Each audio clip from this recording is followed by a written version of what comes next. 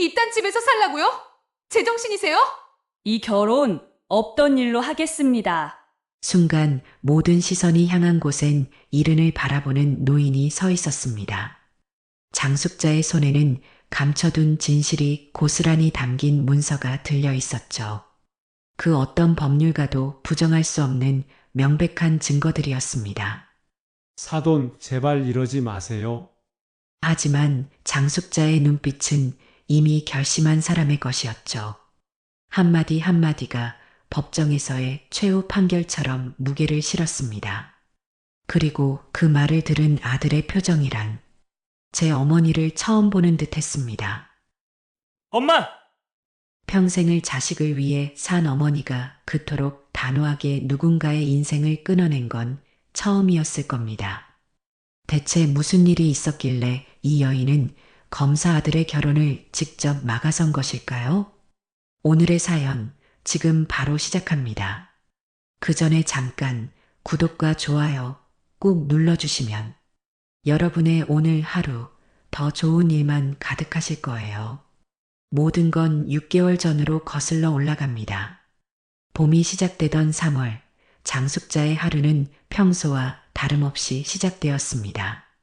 66의 나이에도 여전히 새벽 5시면 눈이 떠졌고 아무도 없는 부엌에서 혼자 밥을 차려 먹는 것이 일상이었습니다. 남편은 이미 7년 전에 먼저 떠났고 아들 진우는 검사가 된 후 독립했으니까요. 이제 3개월만 있으면 며느리도 생기는데 그럼 더 심심하겐? 장숙자는 혼잣말로 투덜거리며 식탁을 정리했습니다. 아들이 결혼한다고 했을 때 그녀는 반가웠던 마음 반, 섭섭한 마음 반이었습니다. 아들이 장가를 가는 건 좋은데 결혼을 6달 앞두고 한 달 동안 해외 연수를 간다니 이게 무슨 경우란 말입니까? 그것도 결혼 준비는 다 어머니에게 맡겨두고서요. 어머님, 신혼집이랑 결혼 준비는 좀 도와주세요. 윤서가 어머니 취향을 많이 물어보더라고요. 그날 아들의 말을 떠올리니 피식 웃음이 났습니다. 취향이라 평생 포장마차에서 손님들 안주나 채워주던 자신에게 무슨 취향이 있다고. 하긴 이제는 포장마차도 그만둔 지 3년이 넘었으니 자신을 전직 포장마차 사장님이라 불러야 할지 그냥 노인네라 불러야 할지도 모를 일이었습니다. 오전 11시 약속 시간보다 10분이나 일찍 백화점 입구에 도착한 장숙자는 거울 속 자신의 모습을 확인했습니다. 머리는 단정하게 올려 묶었고 때 묻은 티 하나 없는 베이지색 정장을 입었습니다. 옷깃에 작은 진주 브로치까지 달았습니다. 이런 모습이 아들 진우가 원하는 어머니의 모습일 테니까요. 20분을 더 기다려서야 그녀가 나타났습니다. 백윤서, 아들 진우의 예비 신부였습니다. 어머님 기다리셨죠? 아침부터 길이 너무 막혀서요. 날씬한 몸매에 흐트러짐 없는 단발머리, 환한 미소를 짓고 있는 윤서는 분명 아름다웠습니다. 국내 명문 예술고를 나와 유럽에서 발레를 전공했다는 그녀는 첫 만남부터 장숙자의 마음을 사로잡았죠. 특히 장숙자가 끓여준 미역국을 너무 맛있다며 2그릇이나 비웠을 땐 순간 코끝이 찡했을 정도니까요. 괜찮아. 나도 방금 왔어. 오늘은 뭐부터 볼까? 오늘은 예물 좀 보러 다니려고요. 어머님 조언이 필요해서요.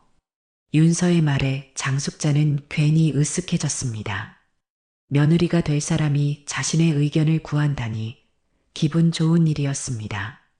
두 사람은 백화점 안으로 들어갔고 윤서는 곧장 명품관으로 향했습니다. 저기 샤넬 매장부터 가볼까요? 윤서가 가리킨 곳은 백화점 1층에 있는 외국 명품 브랜드 매장이었습니다. 장숙자는 당황했지만 내색하지 않고 따라갔습니다. 매장에 들어서자 직원들이 반갑게 맞이했습니다. 윤서님, 오랜만에 오셨네요. 지난번 말씀하신 신상 들어왔어요. 직원과 반갑게 인사를 나누는 윤서의 모습에 장숙자는 어리둥절했습니다. 분명 처음 방문한 것처럼 얘기했는데 매장 직원들과는 이미 안면이 있는 듯 했습니다. 이 가방 어떠세요, 어머님? 진우 오빠한테 받고 싶은 웨딩 선물이에요. 윤서가 들고 온 것은 자그마한 가방이었습니다. 장숙자는 가격표를 흘끗 보았다가 숨을 들이켰습니다. 700만 원이 넘는 가격이었습니다. 이거 하나면 냉장고, 세탁기, TV 다 살 수 있겠구먼. 어머님. 요즘은 예물로 가방 하나는 기본이에요. 그리고 이번 신혼여행 때 할 시계랑 목걸이도 봐야 하고요. 장숙자는 혼란스러웠습니다. 옛날에는 결혼할 때 신랑 측에서 예단을 보내고 신부 측에서 혼수를 준비하는 게 상식이었습니다. 그런데 지금 윤서는 마치 모든 것을 시댁에서 해줘야 한다는 듯이 말하고 있었습니다. 근데 윤서야, 혼수는 어떻게 생각하고 있니? 장숙자의 질문에 윤서는 사뭇 진지한 표정으로 대답했습니다. 사실 혼수는 많이 필요 없을 것 같아요. 진우 오빠가 쓰던 것들로 충분하지 않을까요? 새 것보다는 친환경적이잖아요. 이 말에 장숙자는 이상한 기분이 들었습니다. 혼수는 안 해도 된다면서 왜 예물은 비싼 명품이어야 하는 걸까요? 게다가 진우가 쓰던 것이라곤 침대와 책상, 몇 개의 접시가 전부인데 말입니다. 어머님, 이 반지는 어떠세요? 오빠가 제 손에 끼워줬으면 해요. 윤서가 보여준 반지는 커다란 다이아몬드가 박힌 것으로 가격은 2천만 원에 육박했습니다. 장숙자는 말없이 고개를 끄덕였습니다. 내심 이 정도면 충분하겠지라고 생각했지만 윤서의 쇼핑은 거기서 끝나지 않았습니다. 그리고 어머님, 웨딩드레스는 파리에서 맞추기로 했어요. 제가 아는 디자이너가 있거든요. 그리고 신혼여행은 지중해 크루즈로 예약했어요. 진우 오빠가 바빠서 제가 미리 알아봤답니다. 잘했죠? 장숙자는 가슴이 조금씩 답답해지는 느낌이었습니다. 모든 게 너무 빠르게 자신의 생각과는 전혀 다른 방향으로 흘러가고 있었습니다. 그래도 요즘 젊은 사람들은 다 그렇겠지라고 생각하며 참았습니다. 점심시간이 되어 백화점 식당가로 향하던 중 장숙자는 화장실에 잠시 들렀습니다. 그리고 우연히 칸막이 너머에서 윤서의 통화 소리를 듣게 되었습니다. 나 지금 시어머니랑 쇼핑 중이야. 응, 괜찮아. 시어머니 별로 안 까다로우셔. 그냥 내가 하자는 대로 다 고개만 끄덕이시더라고. 아마 시골에서 올라오신 분이라 이런데 처음인가 봐. 장숙자는 그 자리에 얼어붙었습니다. 자신이 서울 종로에서 35년을 산 사람이라는 건 중요하지 않았습니다. 문제는 윤서가 자신을 무지한 시골 노인으로 취급하고 있다는 사실이었습니다. 아, 맞다. 그 빌라 계약금은 어떻게 됐어? 응?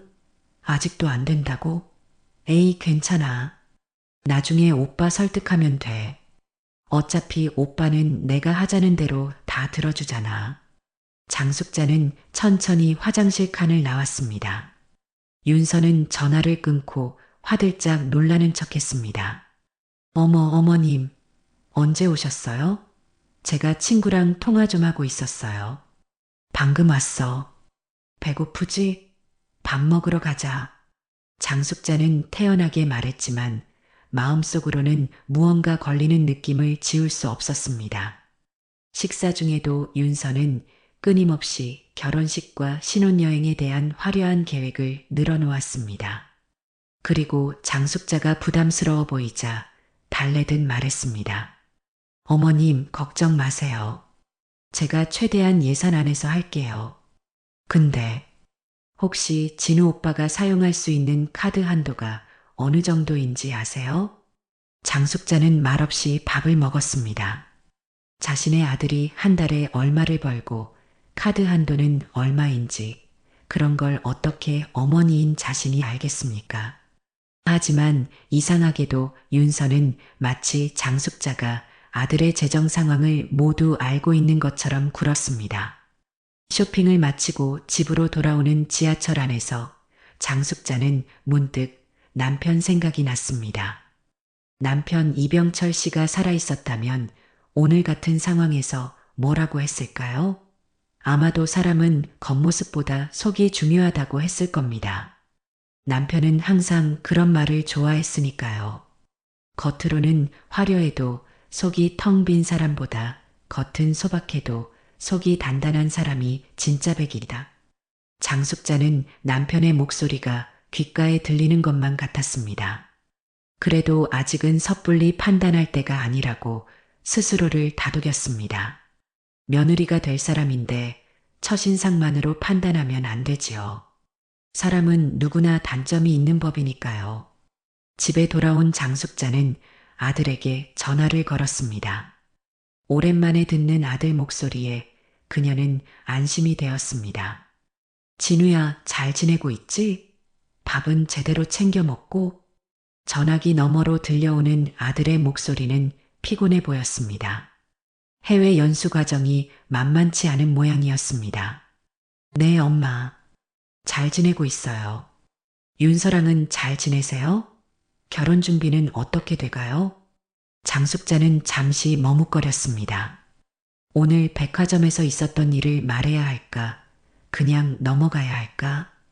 고민 끝에 그녀는 가볍게 언급하기로 했습니다. 윤서가 예물로 명품 가방이랑 반지를 원하더라. 근데 가격이 좀 비싸서. 아, 그거요? 윤서가 미리 말했어요. 엄마, 요즘 결혼하는 사람들 다 그래요. 너무 부담 갖지 마세요. 제가 알아서 할게요. 장숙자는 더 이상 말을 잇지 못했습니다. 아들은 자신의 걱정을 전혀 이해하지 못하고 있었습니다. 오히려 자신이 구식이라는 듯한 말투였습니다. 그래, 알았다. 너무 무리하지 말고 공부 열심히 해. 전화를 끄는 장숙자는 한숨을 내쉬었습니다. 마음 한구석이 불편했지만 그래도 며느리와의 관계를 위해 참기로 했습니다. 어쩌면 자신의 우려가 기우일지도 모르니까요. 이틀 후 장숙자와 윤서는 신혼집을 알아보기 위해 만났습니다. 처음 둘러본 곳은 서초동의 아파트였습니다. 15년 된 아파트였지만 내부는 깨끗하게 관리되어 있었고 지하철역과도 가까웠습니다. 어머님, 이 아파트는 너무 오래됐어요. 벽지도 촌스럽고 베란다도 너무 좁아요. 다음으로 본 반포동의 아파트는 조금 더 새 것이었습니다. 22평형으로 신혼부부에게는 적당해 보였습니다. 이 집은 화장실이 하나뿐이네요. 2개는 있어야 할 것 같은데. 세 번째로 본 흑석동의 아파트는 조금 더 컸습니다. 28평에 화장실도 2개였습니다. 여기는 주변에 마트가 없어요. 그리고 인테리어가 너무 구식이에요. 장숙자는 조용히 중개인의 말에 귀를 기울이며 계속 집을 둘러보았습니다. 가격은 전세 15억 정도. 적지 않은 돈이었지만 아들의 행복을 위해서라면 충분히 감당할 수 있는 금액이었습니다. 이 정도면 괜찮지 않을까? 위치도 좋고 크기도 적당한데. 장숙자의 말에 윤서는 미간을 찌푸렸습니다. 그리고는 중개인이 잠시 자리를 비운 사이 작은 목소리로 말했습니다. 어머님, 제가 생각한 건 이런 집이 아니에요. 좀 더 고급스러운 곳이요. 고급스럽다니 어떤 거? 제 친구들은 다 청담동이나 압구정에 살아요. 저도 그런 곳에서 살고 싶어요. 장숙자는 눈을 크게 떴습니다. 청담동과 압구정은 서울에서 가장 비싼 동네였습니다. 전세 30억은 기본, 좋은 아파트는 매매가 50억이 넘는 곳이었습니다. 거긴 너무 비싸지 않을까? 신혼부부가 그런 데서 시작하긴. 장숙자의 말이 채 끝나기도 전에 윤서가 자리에서 일어났습니다. 표정이 금세 굳어 있었습니다. 어머님, 다른 데도 좀 볼까요? 그렇게 두 사람은 그날 오후 내내 집을 보러 다녔습니다. 하지만 윤서의 표정은 점점 더 어두워졌고 장숙자는 그녀의 마음을 읽을 수 없었습니다. 저녁이 되어 마지막으로 둘러본 곳은 동작구의 한 아파트였습니다. 새 건물은 아니었지만 역세권의 시장도 가깝고 전망도 나쁘지 않았습니다. 장숙자는 이곳이 가장 현실적인 선택이라고 생각했습니다. 여기는 어때? 위치도 좋고 가격도 적당한데. 그때였습니다. 윤서의 입에서 예상치 못한 말이 튀어나왔습니다. 이딴 데서 살라고요? 순간 공기가 얼어붙는 것 같았습니다. 중개인은 어색한 미소를 지으며 자리를 피했고 장숙자는 그 자리에 얼어붙었습니다. 뭐라고? 아, 죄송해요. 그냥 제가 생각했던 곳이랑 너무 달라서요. 장숙자는 가슴 한편이 찌릿하게 아파오는 것을 느꼈습니다. 이딴 데라는 말이 자꾸 귓가에 맴돌았습니다. 그 짧은 한마디가 그동안 쌓아왔던 인내심을 한순간에 무너뜨리는 것 같았습니다. 내가 생각한 곳은 어떤 데인데? 장숙자의 목소리는 평소보다 낮고 단단했습니다. 윤서는 잠시 당황한 듯 했지만 곧 자신감을 되찾고 말했습니다. 사실 제가 친정 부모님이 사는 압구정동 현대 아파트 12차에 살고 싶어요. 같은 동네면 부모님도 자주 볼 수 있고 저희 아기가 태어나면 돌봐주시기도 편할 것 같아서요. 장숙자는 말없이 고개를 끄덕였습니다. 그리고 조용히 물었습니다. 그 집 가격이 얼마인데? 40억 정도요. 근데 제 생각에는 전세보다는 매매가 좋을 것 같아요. 그리고 윤서는 잠시 말을 멈추더니 용기를 내어 말을 이었습니다. 가능하다면 공동 명의로 했으면 해요. 제 친구들도 다 그렇게 했거든요. 장숙자의 머릿속에서 뭔가가 툭 하고 끊어지는 소리가 들리는 것 같았습니다. 40억, 그것도 공동 명의라니. 이건 단순한 신혼집을 넘어서 자신의 전 재산을 요구하는 것과 다름없었습니다. 왜 그렇게 비싼 집을 원하는 거니? 윤서는 잠시 망설이더니 대답했습니다. 솔직히 말씀드리면 어머님, 진우 오빠가 법조계에서 성공하려면 그에 맞는 배경이 필요해요. 명문 법조 가문에 아들 장가 보내는 건데 시댁에서 이 정도는 감당하셔야죠. 제 부모님도 그렇게 말씀하세요. 장숙자는 그 자리에서 꼼짝도 할 수 없었습니다. 윤서의 말 한마디 한마디가 가슴을 파고들었습니다. 명문 법조 가문이라는 표현, 시댁에서 감당해야 한다는 말투, 그리고 무엇보다 이딴 데라는 표현까지. 알겠다. 오늘은 이만 집에 가자. 장숙자는 담담하게 말했습니다. 더 이상 아무 말도 하고 싶지 않았습니다. 두 사람은 어색한 침묵 속에서 헤어졌고 장숙자는 홀로 지하철에 몸을 실었습니다. 흔들리는 지하철 안 그녀의 머릿속은 복잡한 생각으로 가득 찼습니다. 35년간 포장마차를 하며 모은 돈으로 아들을 뒷바라지하고 남은 돈으로 부암동과 삼청동에 작은 건물을 마련한 것까지는 좋았습니다.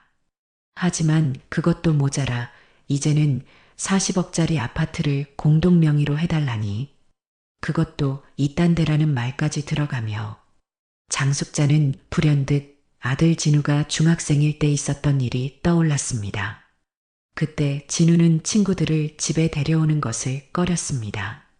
나중에 알고 보니 어머니가 포장마차를 한다는 사실이 부끄러웠던 모양이었습니다. 엄마, 내 친구들한텐 엄마가 사업한다고 말했어. 포장마차 얘기는 하지 마. 그때 장숙자는 가슴이 미어지는 것 같았지만 자식을 위해 모든 것을 참았습니다. 어쩌면 지금의 상황도 그때와 비슷한 것인지도 모릅니다. 그저 자신이 부끄러운 존재가 되지 않기를 바랄 뿐입니다. 집에 도착한 장숙자는 곧장 남편의 영정 앞에 앉았습니다. 그리고 오랜만에 소주 한 병을 꺼내 한 잔 따랐습니다. 여보, 나 어떡하면 좋을까? 우리 아들이 결혼한다는데. 근데 이 결혼 뭔가 이상해. 남편의 사진은 미소만 짓고 있을 뿐 어떤 대답도 해주지 않았습니다. 그래도 장숙자는 남편과 대화하는 것이 마음을 진정시키는데 도움이 된다고 생각했습니다. 딸내미가 대뜸 이딴 데서 살라고요? 그러더라고. 압구정에 40억짜리 집을 공동 명의로 해달래. 여보, 내가 미쳤다고 그런 집을 사줘? 장숙자는 한숨을 내쉬며 소주잔을 비웠습니다. 이제 와서 돈이 문제가 아니었습니다. 그녀에게는 충분한 자산이 있었으니까요. 문제는 윤서의 태도였습니다. 그리고 그 태도가 앞으로 살아갈 날들을 예고하는 것 같아 두려웠습니다. 나는 그저 우리 아들이 행복했으면 좋겠어. 근데 이 여자랑 결혼하면 과연 행복할까? 장숙자는 영정 앞에 소주잔을 한 잔 더 따르고 천천히 일어났습니다. 그리고 침실로 향하며 마음속으로 결심했습니다. 이 결혼 좀 더 지켜봐야겠다. 하지만 그녀의 마음 한구석에서는 이미 모든 것이 끝난 것 같은 느낌이 들었습니다. 단 한마디, 이딴 데서 살라고요? 라는 말이 모든 것을 바꿔놓은 것 같았습니다. 장숙자는 베개에 머리를 묻고 오랜만에 눈물을 흘렸습니다. 아들을 위한 것이라면 무엇이든 할 수 있다고 생각했지만 이건 아들을 위한 게 아닌 것 같았습니다. 오히려 아들을 해치는 일이 될지도 모른다는 직감이 들었습니다. 여보, 내가 옳은 결정을 할 수 있게 도와줘요. 그녀의 속삭임은 어둠 속에 조용히 퍼졌고 집안은 다시 정막에 잠겼습니다. 다음 날 아침 장숙자는 무거운 눈꺼풀을 들어 올렸습니다. 밤새 제대로 잠을 이루지 못했습니다. 머릿속에선 윤서의 이딴 데서 살라고요? 라는 말이 자꾸 맴돌았습니다. 일어나 씻고 커피 한 잔을 마신 후 장숙자는 아들에게 전화를 걸었습니다. 고민 끝에 아들에게 솔직히 털어놓기로 했습니다. 진우야, 어제 윤서랑 집 보러 다녔는데. 네, 엄마. 윤서한테 들었어요. 마음에 드는 집 못 찾았다면서요? 그게 아니라. 장숙자는 잠시 말을 고르다가 조심스레 입을 열었습니다. 진우야, 윤서가 압구정에 있는 40억짜리 아파트를 원하더라. 그것도 공동 명의로. 전화기 너머로 잠시 침묵이 흘렀습니다. 그리고 예상치 못한 아들의 대답이 들려왔습니다. 엄마, 압구정이 어때서요? 거기 괜찮은 동네잖아요. 엄마가 너무 구식으로 생각하시는 거 아니에요? 장숙자는 말문이 막혔습니다. 아들은 자신의 말을 전혀 이해하지 못하고 있었습니다. 진우야, 문제는 동네가 아니라 그 애의 태도야. 다른 집들은 이딴 데라고 무시하더라. 어머, 엄마. 윤서가 그런 말을 했다고요? 아마 엄마가 오해하신 것 같은데요. 윤서가 그런 애가 아니에요. 장숙자는 가슴이 답답했습니다. 아들은 자신의 말을 믿지 않고 있었습니다. 오히려 자신이 오해한 것처럼 얘기하고 있었습니다. 아들아, 엄마가 왜 거짓말을 해? 어제 그 애가 분명히. 엄마, 죄송한데 지금 회의 들어가야 해요. 나중에 다시 얘기해요.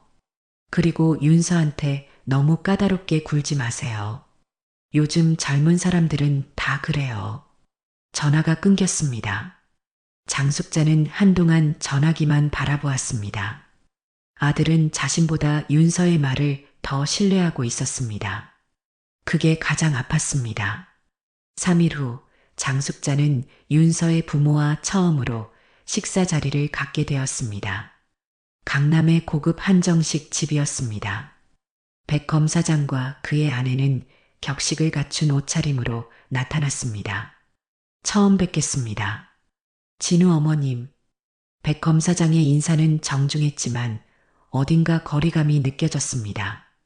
그의 아내는 환한 미소를 지었지만 그 눈빛은 장숙자를 위아래로 훑어보고 있었습니다. 저희 윤서가 많이 예쁘게 봐주셔서 감사합니다. 사실 윤서가 까다로운 편이라 걱정했거든요. 윤서 어머니의 말에 장숙자는 억지로 미소 지었습니다. 그리고 곧 본격적인 대화가 시작되었습니다. 진우가 검사로서 앞으로 크게 성장할 텐데 그에 맞는 배경이 중요하지 않겠습니까? 우리 윤서도 법조 집안에서 자랐으니 서로 잘 맞을 거예요. 백 검사장의 말투에는 자부심이 넘쳤습니다. 그는 자신의 집안이 3대째 법조계에 몸담고 있다는 이야기, 증조부가 대법원장이었다는 이야기를 거듭 강조했습니다. 저희 집안은 대대로 법을 지키는 일을 해왔습니다.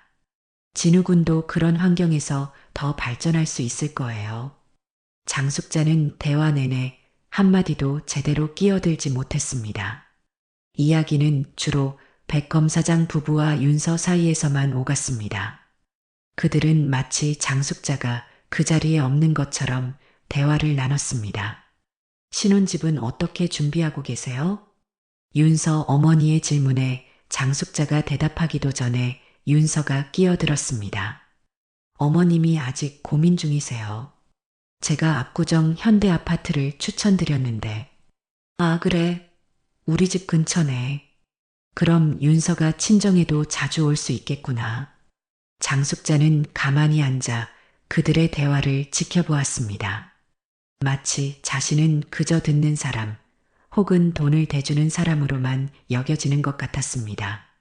식사가 끝나갈 무렵 백 검사장이 은근슬쩍 말을 꺼냈습니다. 그나저나 진우 어머님, 결혼식은 어떻게 생각하고 계세요? 저희는 호텔 웨딩이 좋을 것 같은데. 장숙자가 말을 하려는 찰나 윤서 어머니가 말을 이었습니다. 아, 맞다. 청담동 그 호텔 좋더라고요. 진우 어머님, 거기 한번 보세요. 정말 근사해요. 장숙자는 입을 다물었습니다. 그저 고개만 끄덕였습니다.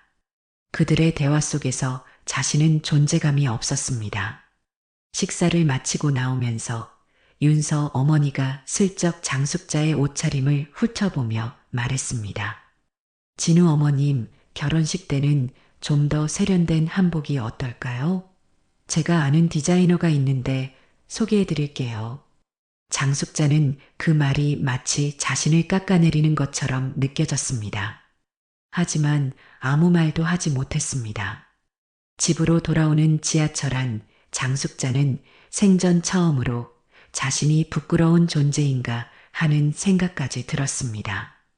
평생 포장마차를 하며 아들을 키웠지만 그런 자신의 모습이 이제는 아들의 발목을 잡는 것은 아닌지 걱정되었습니다. 아들도 며느리도 사돈도 모두가 자신을 무시하는 것 같았습니다. 그저 돈만 내면 될 사람으로 여기는 것 같았습니다.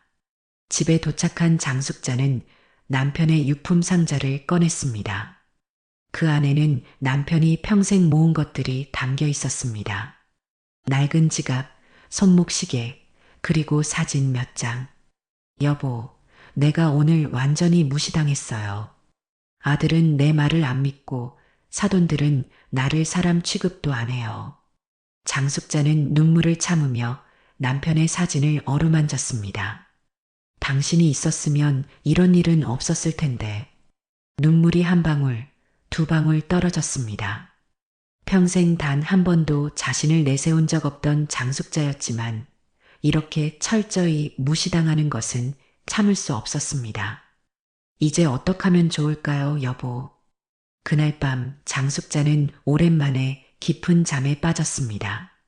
그리고 꿈속에서 남편을 만났습니다. 숙자야, 우리 아들은 우리가 지켜야 해. 내가 강해져야 해. 장숙자는 꿈에서 깨어나 홀로 어둠 속에 앉아 있었습니다.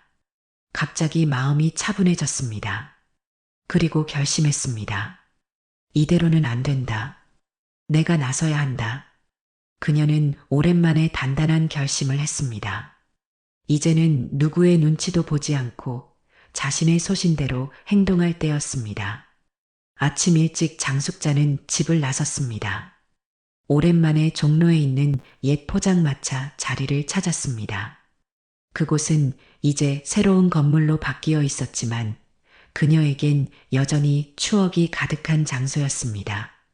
어머, 사장님, 오랜만이에요. 익숙한 목소리에 고개를 돌리자 건물 관리인 김 씨가 반갑게 인사했습니다. 35년간 포장마차를 하며 만난 단골들은 이제 각자의 자리에서 저마다의 삶을 살고 있었습니다. 그래, 잘 지냈어? 건물은 별일 없고? 다 잘 돼가요. 사장님은 어쩐 일로 오셨어요? 장숙자는 잠시 망설이다 입을 열었습니다. 우리 아들이 결혼한다고 했잖아. 그 며느리 될 아이 알아? 아, 백윤서 씨요? 알죠. 가끔 여기 근처에서 봤어요. 장숙자는 놀랐습니다. 김 씨가 윤서를 안다니 뜻밖이었습니다. 어떻게 알아? 우리 아들 여자친구인 건. 아니요. 제가 아는 건 그 아가씨가 다른 남자들이랑 다닐 때예요. 그것도 꽤 여러 명이랑요. 장숙자의 눈이 커졌습니다. 김 씨는 말을 이었습니다. 그 아가씨 전에 내 조카 친구 오빠한테도 접근했었대요. 비슷한 방식으로요. 돈 있는 집 아들만 찾는다고 소문났어요. 장숙자는 말을 잇지 못했습니다. 가슴이 덜컥 내려앉는 기분이었습니다. 그런데 다들 결혼 직전에 파토 났대요. 뭔가 이상하다 싶어서 조금 알아봤는데 그 아가씨가 SNS에 올린 글들도 좀. 김 씨는 핸드폰을 꺼내 보여주었습니다. 윤서의 인스타그램이었습니다. 럭셔리 라이프 스타일을 뽐내는 사진들이 가득했습니다. 해시태그 앞 구정공주, 해시태그 법조가 며느리, 해시태그 브라이드 투비 같은 해시태그가 달려 있었습니다. 이건 비공개 계정인데 제 조카가 팔로우하고 있어서 볼 수 있어요. 장숙자는 말없이 화면을 넘겼습니다. 그리고 충격적인 글을 발견했습니다. 시댁은 좀 별로지만 남편은 스펙 좋음 히읗히읗 해시태그 검사 남편 해시태그 출세할 남자. 장숙자의 손이 떨렸습니다. 그 글은 분명 자신과 아들을 언급한 것이었습니다. 사장님, 괜찮으세요? 얼굴이 하얘지셨어요. 괜찮아. 고마워. 이거 보여줘서. 장숙자는 자리에서 일어났습니다. 이제는 확실했습니다. 윤서는 진정으로 아들을 사랑해서 결혼하려는 게 아니었습니다. 그저 검사 남편이라는 타이틀과 자신의 재산을 노리고 있었던 것입니다. 집으로 돌아온 장숙자는 컴퓨터를 켰습니다. 평소 인터넷을 잘 사용하지 않았지만 이번만큼은 꼭 확인해야 할 것이 있었습니다. 윤서에 대해 더 알아보고 싶었습니다. 인터넷 검색 결과 윤서는 SNS 인플루언서로도 활동하고 있었습니다. 명품 가방, 해외여행, 고급 레스토랑 등을 자랑하는 게시물이 대부분이었습니다. 그리고 최근에는 예비 검사 신부라는 타이틀로 결혼 준비 과정을 공유하고 있었습니다. 장숙자의 눈에 들어온 건 윤서의 친구들과 나눈 댓글이었습니다. 시어머니는 어때? 괜찮아? 그냥 시골에서 올라오신 분이야. 별로 신경 쓸 필요 없어? 그래도 결혼하면 같이 살아야 하는 거 아니야? 어머님도 나중에 정리하면 되지 뭐 키읔키읔키읔. 정리한다는 표현에 장숙자는 등골이 오싹해졌습니다. 이건 단순한 무시가 아니라 처음부터 자신을 이용하려는 계획이었습니다. 그때 전화벨이 울렸습니다. 아들이었습니다. 엄마, 어디 계세요? 집에 전화했는데 안 받으시길래. 방금 들어왔어. 무슨 일이야? 어제 윤서가 많이 울었대요. 엄마가 신혼집 이야기로 서운하게 해드렸다고. 장숙자는 가슴이 답답했습니다. 아들은 여전히 윤서의 말만 믿고 있었습니다. 진우야, 엄마가 할 말이 있는데. 엄마, 제발요. 윤서한테 좀 맞춰주세요. 저한테 중요한 사람이에요. 그래, 알았다. 근데 엄마도 너한테 중요한 사람 아니니? 아들은 잠시 말을 잇지 못했습니다. 그리고 조심스레 말했습니다. 물론이죠, 엄마. 근데 엄마가 너무 윤서에게 까다롭게 굴지 마세요. 그 애도 나름대로 노력하고 있어요. 전화를 끊은 장숙자는 멍하니 창밖을 바라보았습니다. 아들은 자신의 말을 전혀 들으려 하지 않았습니다. 그때 문득 조카에게 전화해봐야겠다는 생각이 들었습니다. 미영아, 이모야. 혹시 윤서라는 애 알아? 우리 진우 여자친구. 아, 윤서 언니요? 네, 알아요. 언니 인스타그램 팔로우하고 있어요. 그 애에 대해 좀 더 알려줄 수 있어? 조카 미영은 잠시 망설이더니 말을 이었습니다. 이모, 사실 윤서 언니 별로예요. 제 친구 오빠도 전에 만났었는데 돈 있는 집안이 아니라고 금방 차버렸대요. 장숙자는 숨을 깊게 들이마셨습니다. 그리고 요즘에는 SNS에 진우 오빠 자랑하면서도 뒤에서는 시댁이 별로라고 험담해요. 캡처 보내드릴까요? 미영이 보내온 메시지 캡처에는 윤서가 친구들과 나눈 대화가 담겨 있었습니다. 진우 오빠는 좋은데 시어머니가 너무 구식이야. 포장마차 출신이라 끔찍해. 그래도 건물 2채는 있다며? 그거면 괜찮지. 맞아. 결혼하고 나면 다 내 거 될 테니까. 장숙자는 그 자리에 얼어붙었습니다. 윤서는 자신의 배경을 알고 있었습니다. 그리고 건물까지 노리고 있었습니다. 이건 단순한 무시가 아니라 계산된 접근이었습니다. 이모, 괜찮으세요? 너무 실례했나요? 아니, 미영아. 고마워. 이모한테 정말 중요한 정보야. 전화를 끊은 장숙자는 결심했습니다. 이제는 감정이 아닌 이성으로 판단할 때였습니다. 그리고 무엇보다 이건 자신의 자존심이 아닌 아들의 미래를 위한 결단이었습니다. 이건 진우를 위한 결정이다. 장숙자는 남편 사진을 바라보며 말했습니다. 그리고 서랍에서 부동산 등기부등본과 통장 사본들을 꺼내 정리하기 시작했습니다. 이제 그녀는 모든 증거를 모아 행동할 준비가 되어 있었습니다. 내 아들을 이용하려는 사람은 내가 절대 용납할 수 없다. 장숙자의 눈빛은 이제 단단하고 차가웠습니다. 그녀는 처음으로 자신의 힘을 사용할 준비가 되어 있었습니다. 장숙자는 사흘 동안 집 밖을 나서지 않았습니다. 서류를 정리하고 녹음을 확인하고 증거를 수집했습니다. 부암동과 삼청동 건물의 등기부등본, 은행 통장 사본, 그리고 윤서의 SNS 캡처까지. 그녀는 모든 것을 완벽하게 준비했습니다. 남편이 세상을 떠난 후 처음으로 장숙자는 자신의 모든 재산을 확인했습니다. 35년간 포장마차를 하며 모은 돈으로 마련한 부암동 건물은 지금 시세로 40억을 훌쩍 넘었고 삼청동 건물은 90억에 육박했습니다. 여기에 현금 자산까지 합하면 150억이 넘는 금액이었습니다. 이 돈이면 압구정에 아파트 살 수 있지. 근데 왜 그 아이한테 주고 싶지 않지?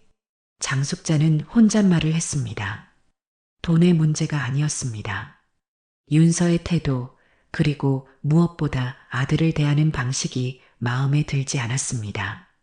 그녀는 결혼 뒤에 숨겨진 계산된 의도를 받고 그것이 아들의 행복을 해칠 것이라고 확신했습니다. 전화벨이 울렸습니다. 윤서였습니다. 어머님, 괜찮으세요? 전화를 안 받으셔서 걱정됐어요. 장숙자는 담담하게 대답했습니다. 괜찮아. 좀 바빴어. 무슨 일이니? 아, 그게 신혼집 이야기 때문에 마음이 쓰여서요. 제가 너무 성급했나 봐요. 오해 없으셨으면 해요. 윤서의 목소리는 달콤했지만 장숙자는 이제 그 달콤함 뒤에 숨겨진 의도를 볼 수 있었습니다. 오해는 없었어. 내 말이 맞아. 이딴 데서 살기엔 너무 아깝지. 우리 진우도 더 좋은 데서 살아야지. 네, 어머님. 내일 만나자. 오후 2시에 청담동 카페에서 신혼집 얘기도 하고 장숙자는 통화를 마치고 마지막 준비를 했습니다. 내일은 모든 것을 끝낼 날이었습니다. 다음 날 청담동 카페에서 윤서는 환한 미소로 장숙자를 맞이했습니다. 어머님, 오랜만이에요. 저번에 제가 너무 실례했어요. 장숙자는 미소로 답하며 자리에 앉았습니다. 그녀의 표정은 평온했지만 마음속은 이미 결심으로 가득 차 있었습니다. 윤서야, 신혼집 얘기 때문에 고민 많이 했어. 내 말이 맞아. 우리 진우는 좋은 데서 살아야지. 윤서의 눈이 반짝였습니다. 그녀는 기대에 찬 목소리로 물었습니다. 정말요? 그럼 압구정 현대아파트? 그래, 그거. 내가 알아봤어. 40억이면 살 수 있더라. 윤서는 기쁨을 감추지 못했습니다. 그녀는 자신이 원하는 것을 얻었다고 생각했습니다. 어머님, 정말 감사해요. 진우 오빠도 정말 좋아할 거예요. 근데 한 가지 물어볼 게 있어. 장숙자는 천천히 가방에서 종이 한 장을 꺼냈습니다. 윤서의 SNS 대화 캡처였습니다. 이게 뭐지? 윤서의 얼굴이 창백해졌습니다. 그녀는 말을 더듬으며 대답했습니다. 어머님, 이건 그냥 친구들끼리 농담한 거예요. 진지하게 받아들이지 마세요. 그래, 그럼 이건? 장숙자는 또 다른 종이를 꺼냈습니다. 윤서의 이전 교제 이력과 파혼 기록이었습니다. 어머님, 이건 누가? 윤서야, 이제 그만하자. 장숙자의 목소리는 차분했지만 단호했습니다. 무슨 말씀이세요? 이 결혼 없던 걸로 하자. 우리 진우, 너랑 결혼 못해. 윤서의 얼굴이 굳어졌습니다. 그녀는 믿을 수 없다는 듯 장숙자를 바라보았습니다. 어머님, 지금 농담하시는 거죠? 농담이면 좋겠다. 하지만 난 진지해. 윤서는 갑자기 표정을 바꾸어 눈물을 글썽였습니다. 어머님, 제가 뭘 잘못했어요? 저는 그저 진우 오빠를 사랑해서. 사랑? 내가 사랑한 건 우리 아들이 아니라 검사라는 직업이지. 그리고 내 재산. 윤서의 얼굴이 순간 일그러졌습니다. 그녀는 더 이상 거짓 눈물을 흘리지 않았습니다. 어머님이 뭘 안다고 그러세요? 제가 얼마나 진우 오빠를 위해 노력했는데. 노력? 아들 뒤에서 시댁이 별로라고 험담한 게 노력이니? 장숙자는 이제 윤서의 진짜 모습을 보고 있었습니다. 눈물 한 방울 없이 차갑게 변한 그녀의 눈빛이 모든 것을 말해주고 있었습니다. 어머님, 진우 오빠가 이 사실을 알면 어떨 것 같아요? 오빠는 저를 선택할 거예요. 그래, 그럴 수도 있지. 하지만 난 그래도 이 결혼을 막을 거야. 우리 아들은 내 장식품이 아니니까. 장숙자는 자리에서 일어났습니다. 그녀의 눈빛은 더 이상 약하고 소심한 시어머니의 것이 아니었습니다.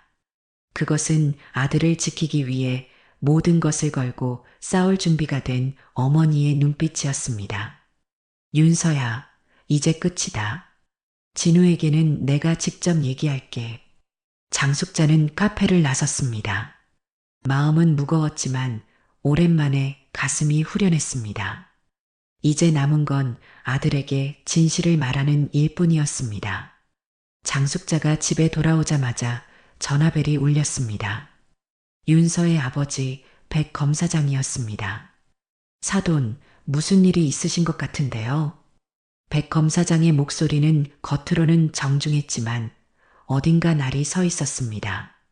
백 검사장님, 제가 직접 찾아뵙고 말씀드리려 했는데 전화를 주셨네요. 윤서가 방금 전화했습니다. 많이 울더군요. 사돈께서 갑자기 결혼을 취소하신다고요? 장숙자는 깊게 숨을 들이마셨습니다. 예상했던 상황이었습니다. 네, 맞습니다. 이 결혼은 어려울 것 같아요. 무슨 말씀이신지 이유라도 알 수 있을까요? 직접 뵙고 말씀드리는 게 좋겠습니다. 내일 시간 되시면 만나시죠. 백 검사장은 잠시 침묵했다가 대답했습니다. 좋습니다. 내일 오전 10시에 제 사무실로 오세요. 전화가 끊기자마자 다시 전화벨이 울렸습니다. 이번엔 아들 진우였습니다. 엄마, 도대체 무슨 짓을 한 거예요? 진우의 목소리는 분노로 떨리고 있었습니다. 장숙자는 차분히 대답했습니다. 진우야, 엄마가 너한테 할 말이 있어. 윤서가 울면서 전화했어요. 엄마가 갑자기 결혼을 취소한다고 했다면서요? 엄마가 어떻게 그럴 수 있어요? 장숙자의 가슴이 아팠습니다. 아들은 여전히 윤서의 말만 믿고 있었습니다. 진우야, 엄마가 이유 없이 그랬겠니? 윤서가 내게 보여준 모습이 전부가 아니야. 엄마, 지금 무슨 소리예요? 윤서가 얼마나 착한 애인데. 진우야, 내일 사돈 사무실에서 만나자. 그때 모든 걸 설명해 줄게. 지금 당장 설명해요. 내가 이번 주말에 돌아갈 예정이었는데 비행기 바꿔서 내일 귀국할 거예요. 이거 도대체 뭐 하는 짓이에요, 엄마? 장숙자는 아들의 분노에 가슴이 무너져 내리는 것 같았지만 이제 돌이킬 수 없었습니다. 알았다. 내일 보자. 엄마가 다 설명해 줄게. 전화를 끊은 장숙자는 깊은 한숨을 내쉬었습니다. 예상했던 일이었지만 실제로 아들의 분노를 마주하니 마음이 아팠습니다. 그래도 이건 아들을 위한 결정이었습니다. 언젠가는 진우도 이해해 줄 것이라고 믿었습니다. 다음 날 아침 장숙자는 평소보다 더 정성껏 차려입었습니다. 오늘은 모든 것이 결정될 중요한 날이었습니다. 그녀는 준비해둔 서류 가방을 들고 백 검사장의 사무실로 향했습니다. 검사장실은 웅장했습니다. 백 검사장은 책상 앞에 앉아 있었고 그 옆에는 윤서와 그녀의 어머니가 자리하고 있었습니다. 윤서는 흐느끼는 척하며 손수건으로 눈가를 닦고 있었습니다. 앉으시죠. 백 검사장의 목소리는 차가웠습니다. 장숙자는 조용히 앉았습니다. 어제 갑자기 결혼을 취소하신다고 하셨는데 이유가 무엇인지 듣고 싶습니다. 장숙자는 천천히 가방에서 서류들을 꺼냈습니다. 이게 다 무엇인가요? 증거입니다. 장숙자는 차분하게 한 장씩 서류를 펼쳤습니다. 윤서의 SNS 캡처, 이전 교제 이력, 그리고 윤서와 친구들의 대화 내용까지. 이건 무슨 뜻인가요? 백 검사장의 표정이 굳어졌습니다. 그는 서류를 하나씩 살펴보았습니다. 윤서야, 이게 다 무슨 말이니? 윤서는 눈물을 그치고 아버지를 바라보았습니다. 그녀의 표정에는 당황스러움이 가득했습니다. 아빠, 이건 그냥 친구들끼리 한 농담이에요. 장난으로 쓴 거라고요. 장숙자는 가방에서 녹음기를 꺼냈습니다. 그럼 이것도 장난인가요? 녹음기에서는 윤서가 친구에게 시댁은 나중에 정리하면 되라고 말하는 목소리가 흘러나왔습니다. 방 안의 공기가 얼어붙었습니다. 이 결혼은 진정한 사랑이 아닙니다. 저는 제 아들이 이런 결혼을 하게 둘 수 없어요. 백 검사장은 말없이 서류들을 넘겨보았습니다. 윤서의 어머니는 놀란 표정으로 딸을 바라보았습니다. 윤서야, 이게 다 사실이니? 윤서는 더 이상 대답하지 않았습니다. 그녀의 침묵이 모든 것을 말해주고 있었습니다. 이런 일이 있었다니 정말 죄송합니다. 백 검사장의 목소리가 달라졌습니다. 그는 이제 법조인으로서 증거 앞에 굴복한 것처럼 보였습니다. 결혼 취소 절차는 저희가 진행하겠습니다. 장숙자는 고개를 끄덕였습니다. 그리고 자리에서 일어나 말했습니다. 제 아들이 잠시 후 도착합니다. 그 앞에서 모든 진실을 밝혀주셨으면 합니다. 윤서가 갑자기 자리에서 벌떡 일어났습니다. 안 돼요. 진우 오빠한텐 말하지 마세요. 그 순간 사무실 문이 열렸습니다. 진우가 서 있었습니다. 그의 얼굴은 분노와 혼란으로 가득했습니다. 여기서 무슨 일이 벌어지고 있는 거죠? 장숙자는 아들을 바라보았습니다. 이제 모든 진실이 밝혀질 시간이었습니다. 아들, 들어와. 너에게 보여줄 것이 있어.